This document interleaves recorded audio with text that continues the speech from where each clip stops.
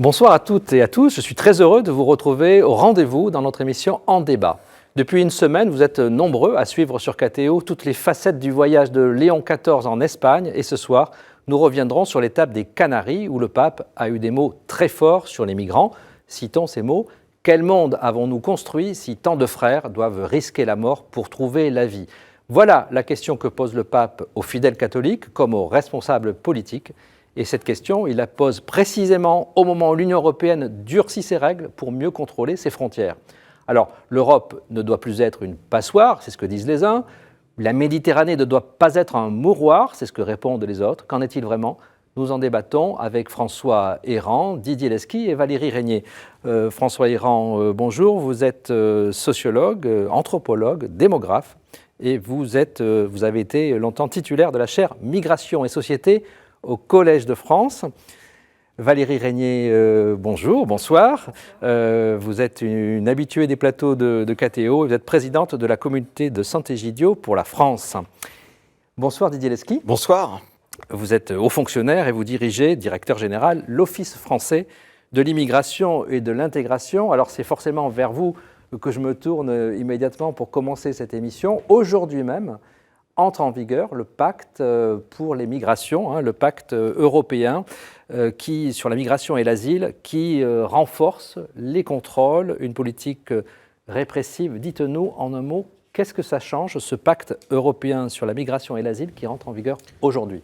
Alors ce pacte est le fruit d'un compromis entre des États, un compromis qui a mis du temps à aboutir et qui vise à renforcer les moyens de l'ensemble des États, à la fois dans la répartition de la demande d'asile et ce qu'on appelle le mécanisme Dublin, c'est-à-dire d'éviter que certains pays se retrouvent plus que d'autres dans la nécessité d'accueillir ceux qui en ont besoin, et en même temps la mise en place de mécanismes de répartition qui a beaucoup fait discuter, c'est-à-dire de 30 000 personnes qui, en cas d'afflux important sur l'Union européenne, pourraient être réparties dans les différents pays de l'Union. Vous savez que c'est ça qui a été le plus discuté, puisque certains pays refusent toujours d'accueillir des personnes et préfèrent payer la pénalité qui est prévue de 20 000 euros par personne. Ils devront les accueillir dorénavant ? Alors, ils devront les accueillir. S'ils ne les accueillent pas, ils devront payer. Mais vous savez que l'Union européenne, c'est un mécanisme très compliqué, avec des rapports de force constants.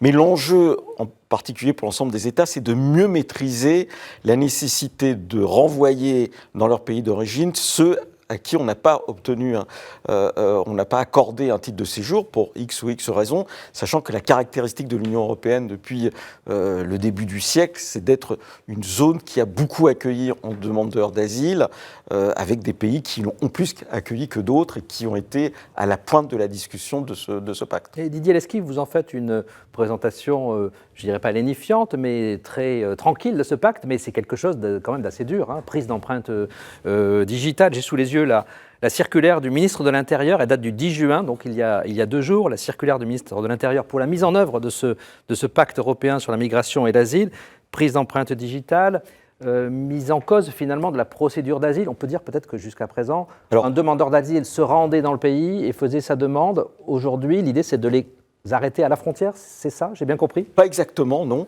D'abord, la prise d'empreinte existait déjà pour les demandeurs d'asile. On avait ce qu'on appelle le système Eurodac.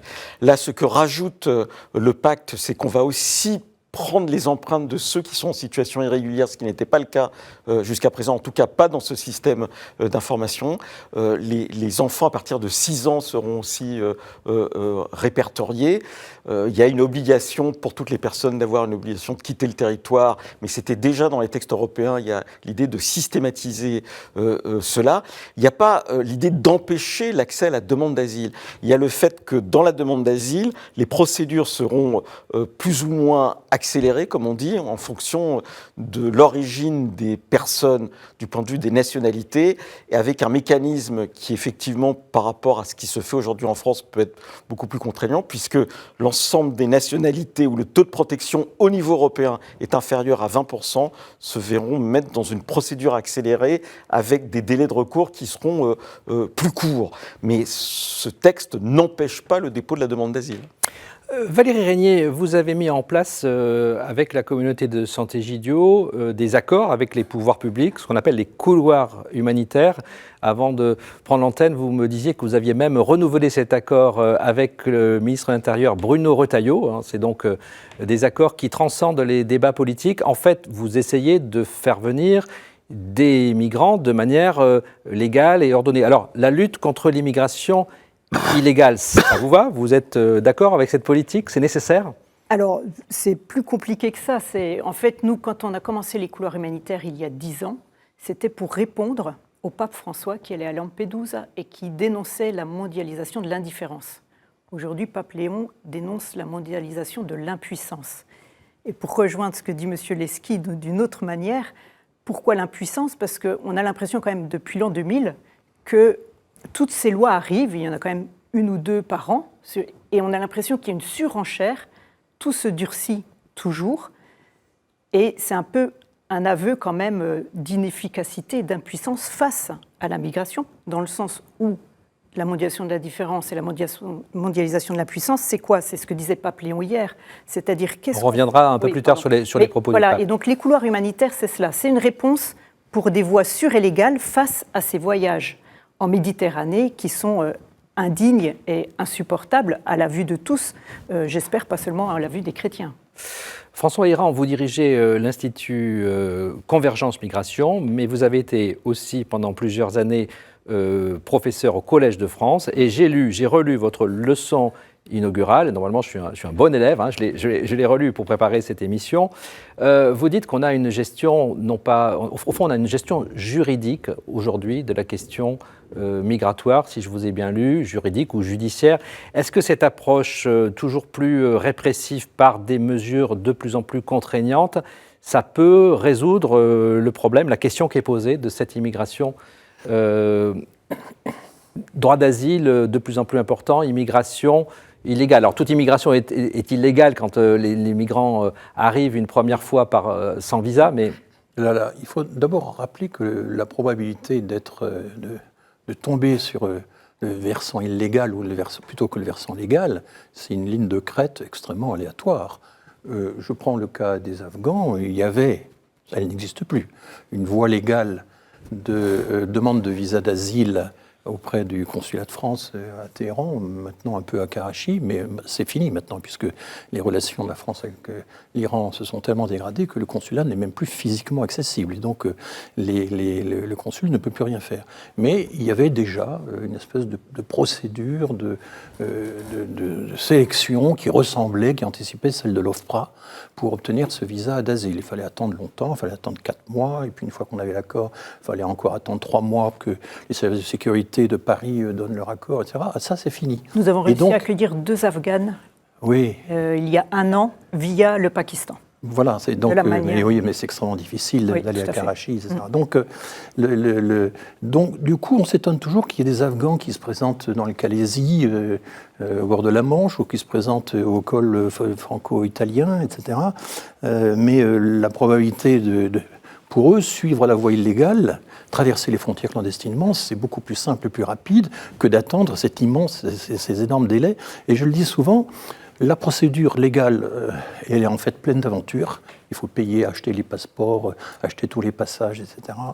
Et l'aventure est elle-même aussi très procédurière, avec toutes sortes de droits de péage à acquitter. Donc c'est l'idée qu'il y aurait 2 espèces d'humanité, celle qui respecte la loi et celle qui ne la respecte pas.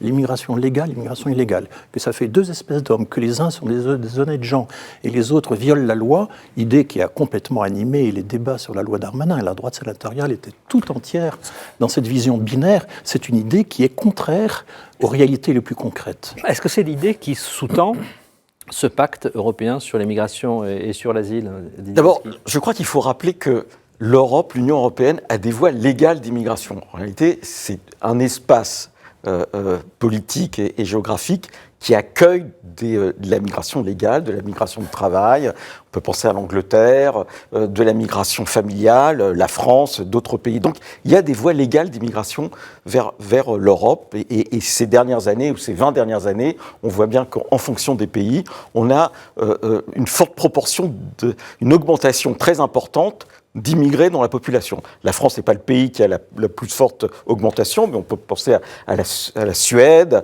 à l'Angleterre, qui aujourd'hui a un taux d'immigrés dans sa population qui est même supérieur à celui des États-Unis. Donc il y a des voies légales, mais il y a aussi... Alors, oui. Vous reprenez, vous, la distinction Voilà. donc, entre légal et illégal. La difficulté que nous Héran. avons, et en même temps, il faut faire attention quand on critique l'Europe, l'Union européenne, la difficulté que nous avons, c'est la demande d'asile. Voilà. Et l'Union européenne est un espace espéré par beaucoup de gens dans le cadre de la demande d'asile. C'est pas pour autant qu'ils y arrivent, mais c'est aussi un espace où traverser la frontière de manière irrégulière est moins dangereux qu'ailleurs, si vous voulez. Quand Kaboul est tombé, l'ambassade de Chine et l'ambassade de Russie sont restées ouvertes. Aucun Afghan ne s'est précipité vers ces deux ambassades pour essayer de trouver l'asile. Et personne ne traverse la frontière chinoise avec cette idée qu'on va lui fournir un médecin, un avocat dans le cadre de l'aide juridictionnelle, et que l'OFIP pourra lui proposer éventuellement une aide au retour volontaire. Mais ça ne veut pas dire pour autant que tout ça se passe harmonieusement et qu'il n'y a pas de la souffrance. Bien évidemment, il y a de la souffrance. Alors, il y a des réalités humaines, il y a de la souffrance. On reviendra sur les propos du pape. J'ai lu dans votre ouvrage, Didier Lesky, Ce grand dérangement, l'immigration en face, qui a été réédité en 2023, ce qui prouve qu'il est fort intéressant. J'ai lu un chiffre qui m'a vraiment frappé. Vous parliez je vais le citer de mémoire, 3000 demandes d'asile à la fin des années 60. Et aujourd'hui, on en serait à près de 150 000. Alors, est-ce que ça veut dire que le droit d'asile, c'est une notion qui a complètement explosé, qui est devenue ingérable ? Ça veut dire surtout que l'évolution géopolitique du monde, et en particulier après la chute du mur, a accéléré des mouvements de population dont certains ont utilisé l'asile pour essayer de trouver des conditions de vie meilleures et qui étaient souvent motivées par des questions plus économiques que de quitter des zones d'oppression politique. C'est des faux demandeurs d'asile, François Héran ? Là, je ne suis pas d'accord. Enfin, prétendre ou suggérer que la majorité, finalement, de la demande d'asile, ce serait une migration économique déguisée, ça ne correspond pas. Je n'ai pas parlé de majorité. Oui, non, mais c'était quand même... On est sur un chiffre de 150 000. Hein, c'est un chiffre qui est en augmentation très forte. Oui, mais partout, la demande d'asile a augmenté, mais les conflits aussi se sont multipliés.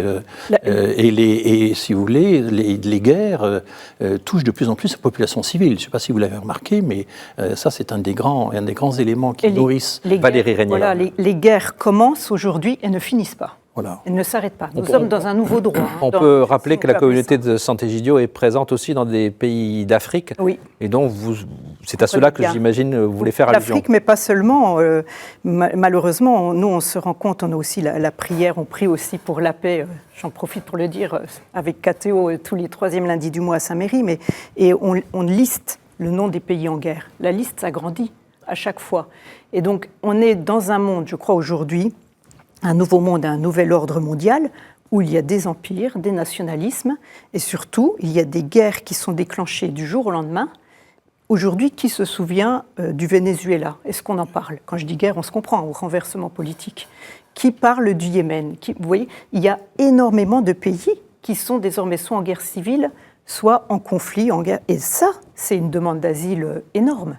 C'est-à-dire, comment, si ce n'est pas l'Europe, comme disait M. Lesky, l'Europe aujourd'hui attire pourquoi ? Nous sommes encore un continent en paix, si on ne parle pas de l'Ukraine. C'est à nos portes. Donc, forcément, une personne, moi je suis allée en Syrie par rapport au couloir humanitaire à côté de la Syrie, à Talabas, à 5 km de la frontière au Liban, à Tripoli. Quand vous voyez ces femmes avec ces enfants, ces familles, les enfants qui grandissent dans des camps et qui n'ont pas l'occasion d'aller à l'école parce que tout est payant au Liban, même si le Liban accueille, attention, énormément les Syriens. Mais quand cette maman ne voit pas d'avenir pour son enfant, qu'il a 6 ans, qu'il devrait rentrer au CP et qu'il ne peut pas, même si elle est à 5 km de la frontière syrienne, elle se pose la question de venir dans un pays en paix où ce sera pensé avec les couloirs humanitaires, on anticipe tout à l'avance et ce sera une famille accueillie dans un des départements français avec un collectif autour et donc un accueil et une intégration. Je crois qu'il faut rappeler que François Héran. la migration d'asile, la demande d'asile, elle est très très sélective. La part de la population victime des guerres, des conflits, des persécutions, etc., qui arrive à déposer une demande d'asile en Europe, c'est à peu près 20%, pas plus, de l'ensemble des déplacés externes. Prenez le cas de la Syrie, c'est très simple, il y a eu pendant très longtemps 7 millions de déplacés internes, 7 millions de déplacés externes, donc qui ont quitté le pays, mais 80% de ces déplacés externes étaient en Turquie, ou étaient en Jordanie, au Liban, etc. Et nous n'avons que 20% de la moitié des déplacés. Et en même temps, François Héran, on a un chiffre, un nombre de demandes, on l'a évoqué, qui est passé de 3 000 dans les années 60 à 150 000 aujourd'hui. Il faut faire toujours attention quand on remet les choses en perspective, quand on prend la mesure des choses, ça ne veut pas dire qu'on trouve que c'est peu, que c'est faible, que c'est très bien, etc. Et ce sont deux raisonnements totalement différents. Donc il faut insister sur le fait que la demande d'asile que nous recevons dans les pays européens, elle est très sélective. Ce sont en moyenne des gens beaucoup plus diplômés, mieux organisés, qui ont des réseaux.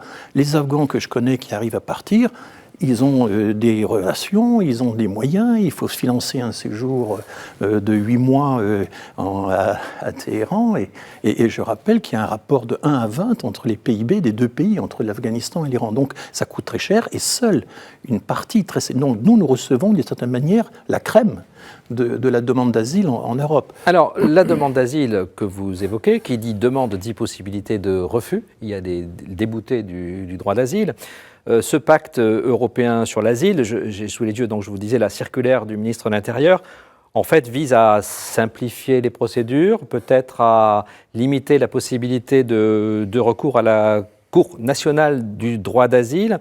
Est-ce qu'il faut, Didier Lesky, aller plus vite, quitte à s'asseoir un peu sur les règles de droit traditionnelles, une procédure plus rapide, et ce sont les instructions du ministre, la nécessité d'expulser finalement les personnes qui sont déboutées. C'est ce que demande l'opinion publique, une grande partie de l'opinion publique. Non, je pense qu'il y a deux choses différentes. D'abord, ça fait des années qu'on demande que la procédure d'asile soit rapide, c'est-à-dire qu'on ne laisse pas les personnes en indétermination. Voilà. Et la France, de ce point de vue-là, a fait beaucoup d'efforts. Aujourd'hui, l'OFPRA est à 4 mois et demi, 5 mois. Si on rajoute la CNDA, on est à moins d'1 an. Donc c'est plutôt positif. Voilà, c'est ça qui est en jeu. Après, est-ce que le pacte, du point de vue juridique, va simplifier les choses avec l'Union européenne? J'attends de voir. J'ai sous les yeux les instructions du ministre. Vous édicterez donc des décisions d'éloignement dès la première phase de la procédure, hein, dès que la demande a été rejetée. Oui. Vous édicterez donc des décisions d'éloignement sans attendre que cette décision ait acquis un caractère définitif. Oui, mais la décision d'éloignement n'est pas l'éloignement. C'est-à-dire, les textes européens vont obliger l'ensemble des États à délivrer immédiatement une obligation de quitter le territoire, mais que cette obligation de quitter le territoire ne sera exécutable qu'une fois que l'ensemble des recours seront purgés. Voilà. C'est la simplicité européenne, je crois qu'il faut... Là, on tombe... Oui, c'est européen. Il faut rappeler que les obligations de quitter le territoire, donc qui existent dans toute l'Europe, on en a maintenant des données extrêmement précises. Le taux d'OQT dans tous les territoires, il est incroyablement variable d'un pays à l'autre. Mais il est très faible. Non, je dis les obligations. C'est vrai. L'expédition à quelqu'un, vous allez devoir quitter le territoire. On parle des OQT, obligations de quitter le territoire français. Voilà, mais moi je parle des OQT puisque je parle de tous les pays européens. D'accord. Donc quand on regarde par rapport au nombre d'étrangers qui vivent dans le pays, quelle est la proportion des OQT qui sont prononcés dans chaque pays? C'est incroyablement divers. Il y a même quelques pays en première ligne sont en tête. La France est juste derrière. Nous sommes, de tous les grands pays européens, celui qui prononce par le nombre d'étrangers le plus grand nombre d'OQTF. Nous en prononçons 1,5 fois plus que les pays du Benelux, 2 fois plus que toute l'Europe du Sud-Est, comme la Roumanie, 2 fois plus que l'Europe du Nord, 3,5 fois plus que tous les pays germanophones. Non, mais 4 fois plus que l'Europe du Sud. Ah ben oui, mais c'est fondamental. D'accord, mais on en prononce. Fois plus. Mais attendez. Non, j'aimerais bien que quand on parle de l'immigration, on puisse quand même développer les faits. Et nous prononçons, par rapport au nombre d'étrangers qui vivent chez nous, 9 fois plus d'OQT, d'obligation de quitter le territoire, que l'Angleterre et que les pays anglophones. C'est un énorme problème parce que la probabilité ensuite d'exécuter les OQTF, mais je suis obligé de faire le raisonnement en deux parties. La probabilité dépend aussi du nombre. Nous avons beaucoup trop d'OQTF par rapport aux autres pays, beaucoup trop. On a toute une série d'OQTF qui n'ont aucun sens, qui portent sur des jeunes, par exemple, qui ont obtenu un diplôme, qui se sont intégrés, qui ont obtenu un emploi, qui donnent satisfaction à la communauté locale, et boum, et une OQTF, où certains même ont commencé à former une famille, et donc une partie des OQTF et de la politique d'accélération des OQTF consiste pour l'État à essayer d'aller le plus vite possible, de devancer, n'est-ce pas, l'intégration qui est en train de se faire. Une partie des OQTF sont des mesures anti-intégration. Elles essaient d'empêcher que l'intégration ait le temps de se faire. Et ça, c'est très dommageable. Et donc, la comparaison internationale, elle est fondamentale pour savoir où nous en sommes et pourquoi nous avons un taux d'exécution si faible. C'est parce qu'en réalité, nous avons beaucoup trop d'OQTF. Alors, Didier Lesky, je vous entendais bouillonner, vous êtes visiblement pas d'accord. C'est pas qu'on n'est pas d'accord, c'est que les OQTF, en même temps, c'est une obligation de l'Union pour faire en sorte que chaque personne sache exactement quel est son statut juridique dans l'Union. Voilà. Que des pays ne les émettent pas, c'est un débat qu'on a eu en France pendant plusieurs années, c'était les non expulsables, non régularisables, et c'est pour ça que dans le pacte, c'est pas une décision du gouvernement français, il y a la volonté de systématiser pour l'ensemble des pays l'obligation de faire des OQTF. Du reste, l'Allemagne, à un moment donné, s'est fait rattraper sur une catégorie qui était non expulsable, non régularisable, avec des statuts différents, qui étaient les Dundung. Bon. Mais ce n'est pas un problème franco-français, le QTF, c'est une règle européenne.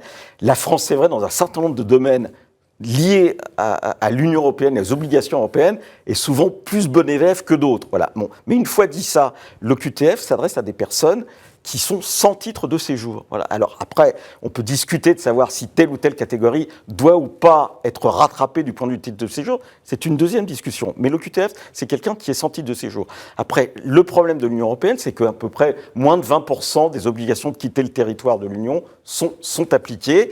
Or, c'est ce qui donne le sentiment aux populations européennes, alors que la migration globalement a augmenté en Europe, eh bien qu'on ne maîtrise plus les frontières de l'Union. Et c'est d'autant plus dommageable que la caractéristique aujourd'hui de l'Union européenne par rapport à d'autres pays, c'est qu'il y a une crise économique qui aujourd'hui touche même des pays où on n'imaginait pas cette crise, je pense à l'Allemagne, et donc on a des difficultés qui s'accentuent et qui fait que des pays qui pouvaient apparaître comme très accueillants aujourd'hui se trouvent dans des difficultés majeures. On peut rajouter des problèmes culturels, la Suède étant l'exemple type de ce qui est en train de se passer et qui apparaît comme à rebours de ce qu'on a connu dans les années 70-80, où ce pays était particulièrement accueillant, beaucoup plus que la France. Alors on a bien compris, je pense, les termes du débat et le point de désaccord.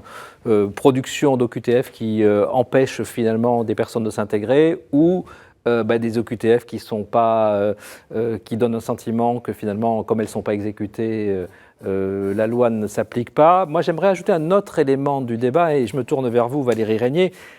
Au moment où ce pacte est mis en œuvre, le Parlement et la Commission européenne se sont mis d'accord sur un autre volet d'action qui concerne notamment la création de hubs, en bon français, de centres de rétention, on va dire, pour être peut-être plus clair, externalisés hors des frontières de l'Union européenne. C'est-à-dire que, par exemple, un Algérien qui ferait l'objet d'une OQTF ne va pas être repris par l'Algérie parce que l'Algérie ne reprend pas ses ressortissants, eh bien, on pourra l'envoyer dans un centre de rétention, par exemple au Rwanda. Alors, vous qui connaissez l'Afrique, ça vous semble une bonne idée ? Non, pour répondre aussi à ce qui a été dit avant, je pense que c'est plein de contradictions en fait. Et donc, qu'on parle de l'intégration ou du nombre d'OQTF, mais ce que disait aussi Papléon en Canaries, c'est-à-dire les personnes sont avant tout des personnes humaines. Donc, mais essayons de nous mettre aussi à la place d'une personne qui a migré, qui essaie de s'intégrer, certes qui n'a pas de titre de séjour, qui se retrouve en OQTF, et on va lui dire maintenant, tu vas au Rwanda. Est-ce qu'elle va y aller ?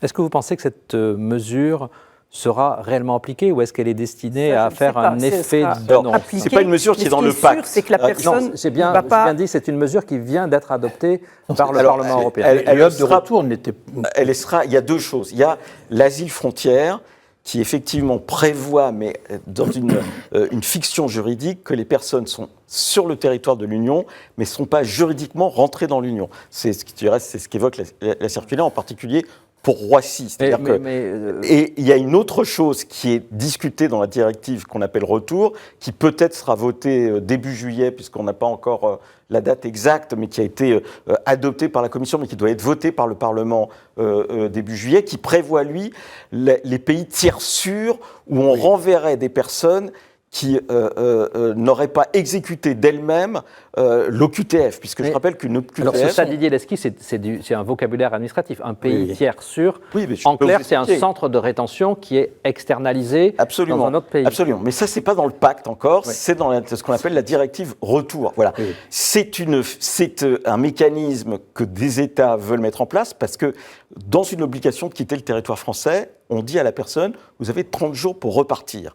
Voilà, et on peut l'aider à repartir. Dès lors qu'elle n'accepte pas de repartir d'elle-même, un certain nombre de pays, pour l'instant ce n'est pas le cas de la France, puisque les autorités françaises pour l'instant n'ont pas dit qu'elles voudraient mettre cela en place, mais un certain nombre de pays, du reste de bords politiques très différents, eh bien, veulent essayer de résoudre la question de comment on fait repartir ceux à qui on a dit qu'il fallait qu'elles repartent, et dès lors qu'ils n'existent pas d'eux-mêmes. Et donc on a cette idée de pays tiers où la Commission européenne dit qu'il faut qu'ils présentent toutes les garanties du droit européen. François Héran, vous avez publié un livre qui s'appelle, c'est votre dernier livre, c'est d'ailleurs votre conférence de clôture, votre leçon conclusive au Collège de France, qui s'appelle « Le savant et le politique ». Sur ce sujet-là, on voit très bien la position des politiques. On recevait il y a quelques mois sur ce plateau François-Xavier Bellamy et Benoît Hamon. Benoît Hamon dit que cette mesure qui consiste à externaliser la gestion des personnes qui n'ont pas été légalisées est inhumaine, et c'est la négation, dit-il, des valeurs de l'Union européenne. François-Xavier Bellamy dit, qui a été derrière cette mesure, dit enfin on applique la loi. Oui, enfin, nous contournons... Alors, que dit le savant aux politiques ? Voilà, alors nous contournons le refus des pays d'origine de reprendre leurs citoyens, nous le contournons en externalisant notre politique migratoire des pays tiers, qui sont doublement tiers, qui sont ni les pays d'origine, ni les pays de destination, ni même les pays de transit. Des pays qui n'ont rien à voir avec l'histoire. Et alors, le problème, c'est que la liste de ces pays est quand même assez effarante, parce que il n'y a quasiment rien dans les textes qui prévoient cette réforme de la directive retour. Il y a une vague allusion au fait qu'on vérifiera que les droits fondamentaux sont respectés, etc. Mais qui va les vérifier parce que je cite les pays qui ont été le plus cités, Rwanda, Albanie, Ouzbékistan, Ouganda, et allez regarder un peu quelle est la situation politique dans ces pays-là. Quelles sont les associations qui vont pouvoir surveiller le respect des libertés fondamentales dans un pays comme l'Ouzbékistan ou l'Ouganda? Et alors, je voudrais quand même attirer l'attention sur le fait que ces pays, des États mercenaires en quelque sorte. Ce sont des États mercenaires qui vont appliquer notre politique migratoire puisque nous nous défaussons sur eux pour mener le combat à notre place. C'est un peu ça qui on leur donne de l'argent. Voilà. On leur donne de l'argent. Qu'est-ce qu'on va leur donner? Tout ça n'est quand même pas très glorieux, c'est même assez pitoyable. Enfin, d'un strict point de vue, effectivement, mais même pas, on peut avoir des valeurs religieuses très fortes à ce sujet, mais d'un simple point de vue éthique, c'est quand même assez lamentable. Est-ce que ce n'est pas d'abord une mesure dissuasive, une mesure d'affichage qui finalement ne s'appliquera pas, qui est destinée à envoyer un message aux candidats à la migration pour dire ne venez pas chez nous parce que vous serez envoyés dans un autre pays? C'est la dissuasion, d'autant que c'est asserti d'une série de mesures punitives, donc il s'agit de dissuader. Il y a deux effets qu'on escompte. Il y a un effet direct, on vous renvoie ailleurs, puis un effet indirect, en amont, on va vous dissuader ainsi voilà. Mais est-ce que ça marche? Valérie Régnier. Cette dissuasion, moi je vois les personnes, là je parlerai de l'Afrique subsaharienne, on en a parlé dans d'autres débats. La jeunesse africaine, une fois qu'elle a décidé qu'elle allait migrer, elle migre. Peu importe. Vous voulez dire que c'est incontrôlable? Non, pas incontrôlable. Je dis juste que le continent africain, c'est 1,6 milliard de personnes. Sur ces 1,6 milliard, il y a environ 1 milliard de personnes qui ont moins de 25 ans. Tout simplement. Ça fait rêver pour le vieux continent de l'Europe. Donc c'est un continent très très jeune. Pareil, les clichés de la personne africaine qui va migrer pour ensuite renvoyer de l'argent pour toute cette population jeune qui aspire à venir chez nous, c'est ça que vous voulez dire, qu'il faut les accueillir? Je ne dis pas ceux qui arrivent, oui, bien sûr, il faut les accueillir. Et nous, notre expérience aussi à Sant'Egidio, que ce soit en France ou d'autres pays européens, évidemment, nous sommes pour les voyages sûrs et légaux, comme les couloirs humanitaires. Sûrs et légaux.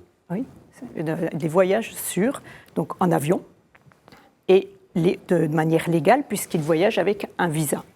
Donc ils feront une demande d'asile et ils passeront par l'OFPRA. Pour les autres personnes qui n'ont pas cette possibilité, malheureusement, et nous, pareil, Sant'Egidio, nous demandons à ce que ces couloirs humanitaires deviennent pérennes, s'étendent beaucoup plus qu'aujourd'hui. Cette jeunesse africaine, elle veut en découdre. Il y a une double trahison.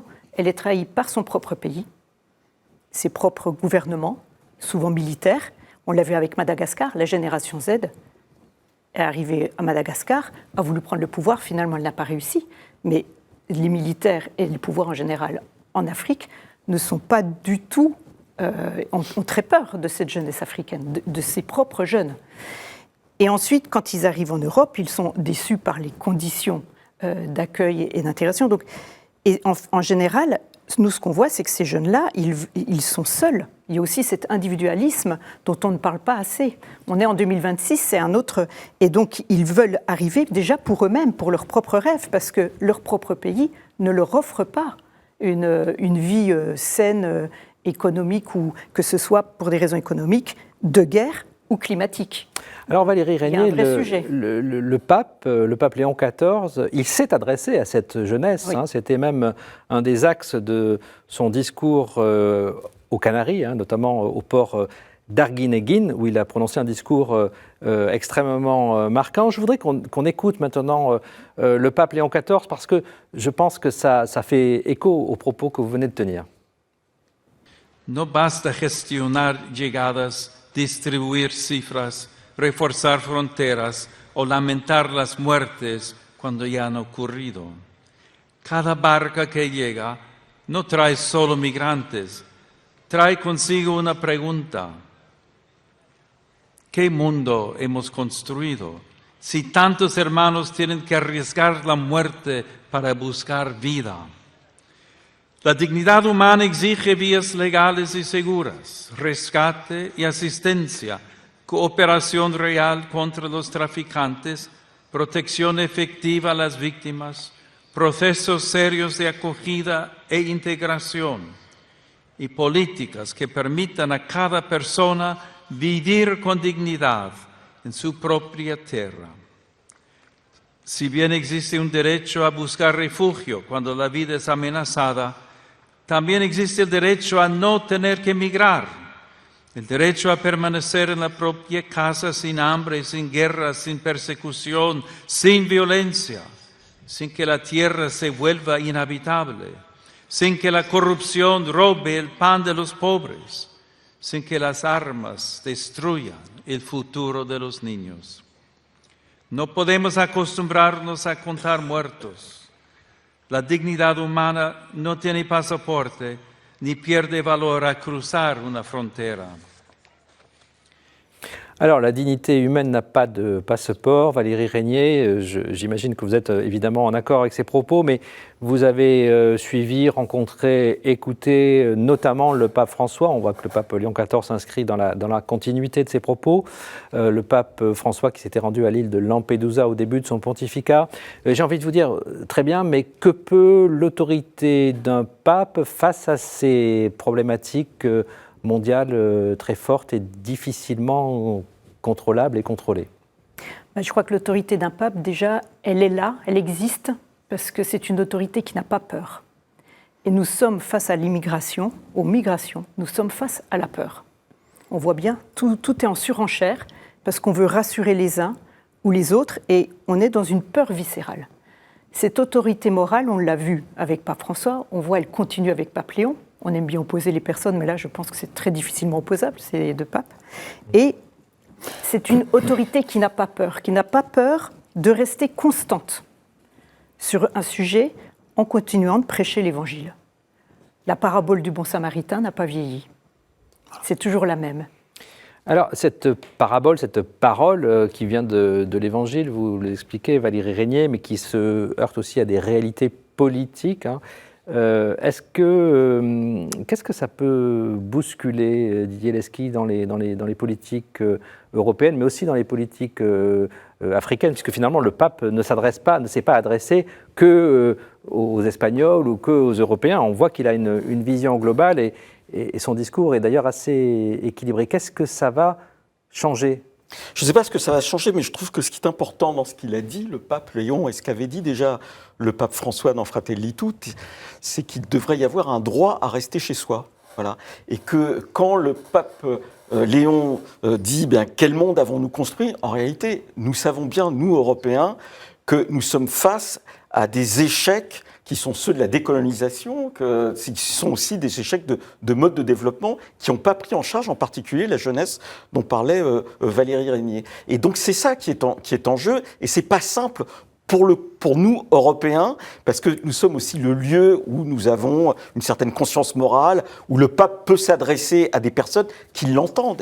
Et je vois bien, quand le pape nous parle à nous, Européens, il ne dit pas exactement la même chose que, par exemple, quand il est en Algérie. Je veux dire, la Méditerranée est hélas un cimetière, mais le Sahara est un cimetière autrement plus important que la Méditerranée, en réalité. Et nous le savons, puisque nous travaillons avec des personnes subsahariennes, que nous essayons de reprendre de Tunisie ou de Libye pour les ramener chez elles, et nous savons la violence de ces pays. Mais le pape a appelé à un examen de conscience aussi pour les pays de transit. Il dit appeler à protéger et non à laisser les plus faibles aux mains de réseaux criminels.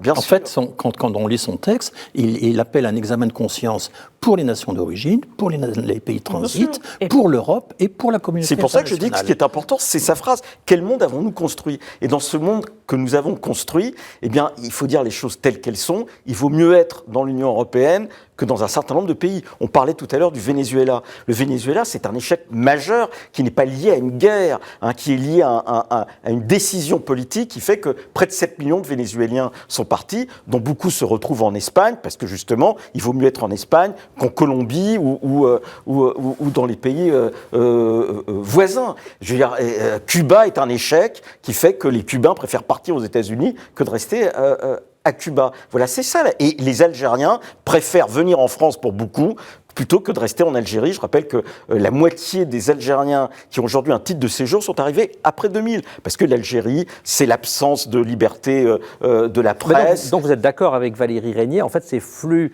migratoires, finalement il faut les accueillir parce qu'on ne peut pas une fois qu'on a dit ça, on comprend bien qu'il peut y avoir un sentiment de vertige de la part de populations européennes qui par ailleurs sont mises en concurrence du point de vue de leur travail par quelque chose qui s'appelle la Chine, qui est en plus dirigé par une formation qui s'appelle le Parti communiste chinois et qui organise un mode de développement qui, pour une partie des Chinois, ressemble à l'Europe du 19e siècle, tout en ayant de la richesse infinie pour certains. Et donc, il peut y avoir un sentiment de vertige de la part des populations européennes. Et ce sentiment de vertige, on ne peut pas simplement lui répondre en disant « on doit accueillir tout le monde ». Il faut lui donner une explication globale du monde. Et de ce point de vue-là, le pape est, du point de vue des explications, eh bien, beaucoup plus intelligent qu'une partie de la classe politique. Et on l'a vu du reste avec l'encyclique sur l'intelligence artificielle, qui pose des problèmes sur le mode de développement, sur ce que ça peut avoir comme impact sur l'emploi, et qui peut relativiser du reste la question des besoins de main-d'œuvre tel qu'on l'entend, parce qu'il y a une intelligence qui s'exprime,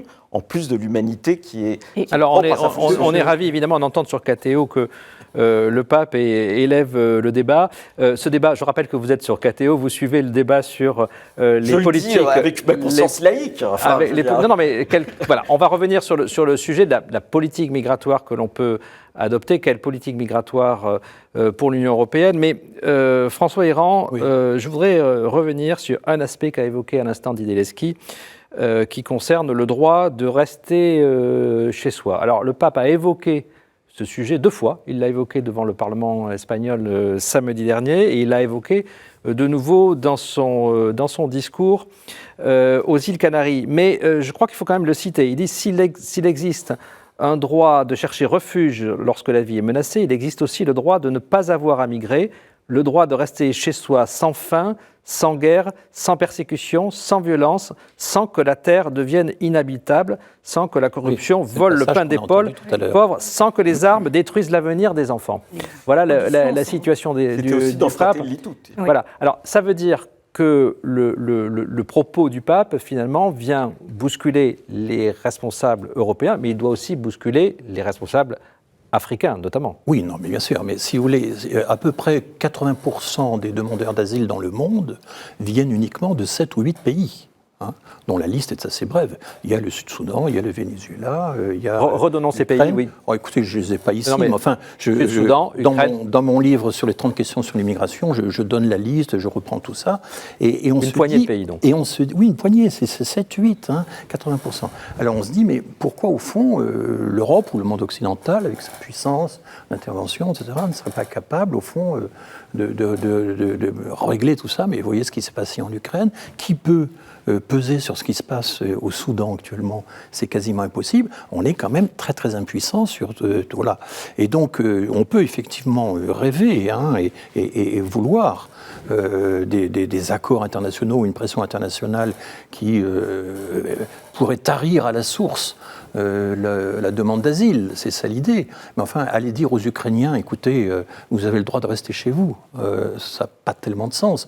Donc c'est un droit qui reste très théorique, mais face à la guerre, face à la dégradation complète des conditions de vie, ce droit est... Voilà, donc c'est plutôt une interpellation aux pays d'origine, tout à fait, aux pays occidentaux peut-être, enfin ça n'est pas ça. Mais je veux dire... Valérie Régnier. On est dans un monde globalisé. Donc voilà. Là, on essaie de dire c'est l'Europe ou l'Afrique ou le Venezuela, mais on est un peu tous responsables. C'est ce qu'a dit aussi le pape. On est tous responsables de cette situation du monde, de cette mondialisation aujourd'hui.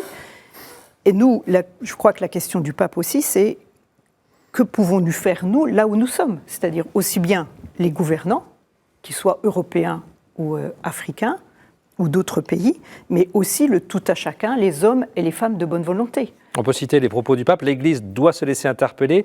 Valérie Régnier, l'accueil du migrant ne peut être une question secondaire ni déléguée uniquement à quelques bénévoles.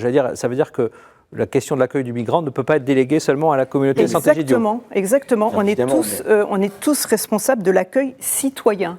Et quand on fait Sant'Egidio, il y a 2500 bénévoles dans les couloirs humanitaires. Figurez-vous si c'est tous des Sant'Egidio. Je voudrais intervenir sur le pouvoir du pape, sur le pouvoir de l'Église. Il y a bien sûr le charisme de l'institution. C'est une fonction de dimension mondiale. Et c'est vraiment frappant de voir que la cristallisation sur un seul homme de ce genre de choses. Donc, et puis il y a le charisme aussi individuel du pape, qui est vraiment un homme tout à fait remarquable. Il faut voir comment il s'est exprimé dans plusieurs langues, y compris, il a utilisé le Wolof, enfin il a fait des discours en catalan, enfin il est quand même très impressionnant. Mais il y a aussi, il ne faut pas l'oublier, que toute autorité doit avoir un certain pouvoir pour pouvoir s'exercer. Et l'Église a des moyens d'action qui sont très très inégaux d'un pays à l'autre. Si vous regardez par exemple Caritas, mais aussi son concurrent protestant, la Diaconie en Allemagne, ils ont des centaines d'hôpitaux, des centaines d'EHPAD, ils ont des centres d'hébergement, etc. Et ça change quelque chose sur la question migratoire? Eh bien oui, parce que la puissance caritative de l'Allemagne, et notamment de l'Église catholique, est très supérieure à celle qu'on observe en France. Et donc du coup, le pouvoir de l'Église, il passe aussi par ça. Il passe par le fait qu'on peut soigner les sans-papiers sans avoir une loi française du type AME. Ça passe, mais par d'autres canaux. Et ça passe par le fait qu'il y a un impôt ecclésiastique en Allemagne qui est perçu à la source et qui permet notamment de financer tout ça. Oui, donc des réalités assez différentes d'un pays à l'autre. Didier Leschi, encore un mot sur ce que ce discours va changer aussi. D'abord, indéniablement, vous vouliez réagir, je pense. Le discours du pape et du précédent, ce sont des discours d'apaisement et rappellent qu'on appartient à une commune humanité. C'est indéniable. Après, il faut faire attention. Bien évidemment, il faut accueillir les demandeurs d'asile, ceux qui viennent de zones en guerre, etc. Mais le gouvernement français n'est pas responsable des près de 10 000 Algériens qui ont risqué leur vie pour passer du côté de Gibraltar en 2025.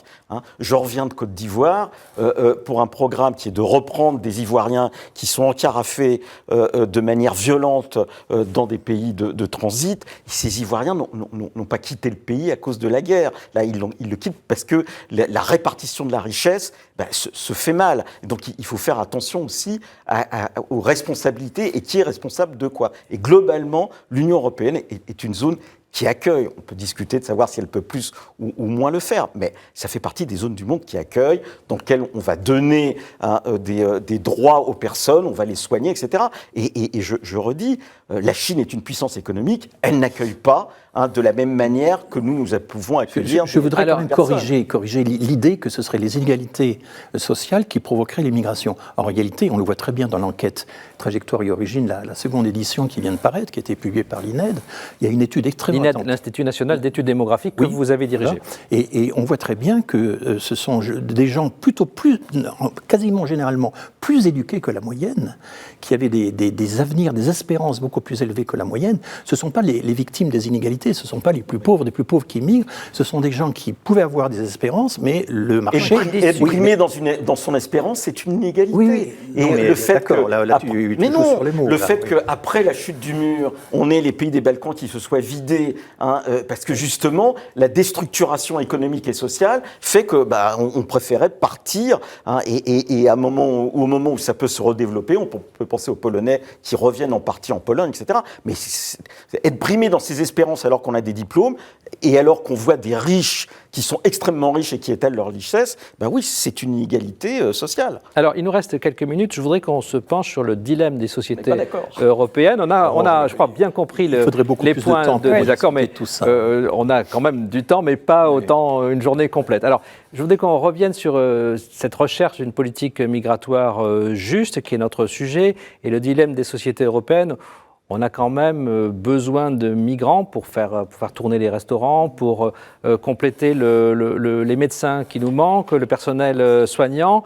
Et en même temps, l'opinion publique dit il y en a trop. Comment on gère ce dilemme-là Je pense qu'il faut, sur les personnels médicaux en particulier, il faut faire attention parce que d'abord, on veut faire venir, par exemple, des personnels médicaux ou des assistantes de pays qui sont eux-mêmes en vieillissement et qui vont avoir des besoins. Sur les médecins, c'est une politique qui est coloniale. On ne peut pas dire autrement. Je veux dire, on a empêché les jeunes d'accéder aux études de médecine ici, et en même temps, on prend des médecins. Alors, individuellement, je comprends qu'ils veuillent venir, je ne le conteste pas, mais si on en fait en plus une politique publique, c'est-à-dire on vous dire, voilà, votre taux d'encadrement des médicales est déjà inférieur au nôtre, et en plus on vous prend vos médecins, on ne peut pas l'afficher comme ça. Voilà. Il faut qu'on ait des systèmes de formation qui permettent quand même de répondre aux besoins sociaux sans dépouiller systématiquement des pays qui, par ailleurs, auront besoin des mêmes choses. Mais après, on a besoin, c'est vrai, d'une migration économique, et on fait de la migration économique. Et il y a un certain nombre de pays européens l'organisent bien. L'Allemagne l'organise beaucoup mieux que la France